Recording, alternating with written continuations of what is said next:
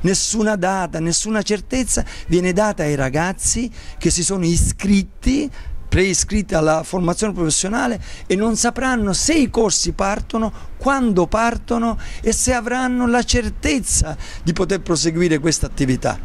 Quindi la situazione in Sicilia è gravissima e c'è una politica regionale che è colpevole del silenzio grave nei confronti del delitto che si sta perpetrando nei confronti dei minori, con un danno incalcolabile ai minori, alle loro famiglie, con un aumento della dispersione scolastica che in Sicilia e a Catania è arrivata al 25%, con l'aumento della devianza minorile, col favoreggiamento della mafia, perché questi ragazzi finiscono in braccio alla mafia. Sono ragazzi che hanno l'intelligenza nelle mani, diventano i futuri operai, sono figli di operai, di artigiani. E la politica regionale, il presidente della regione stanno uccidendo la loro speranza e il loro futuro.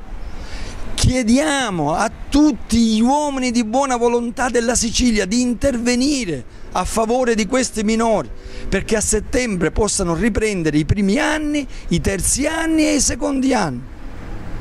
È un appello che facciamo. Lo facciamo ai sindaci che sono responsabili dei minori in obbligo di istruzione. Lo facciamo ai politici regionali, a tutti i deputati. Lo facciamo all'assessore e al dirigente regionale, perché ci sono omissioni di atti di ufficio, ci sono negazioni di un diritto.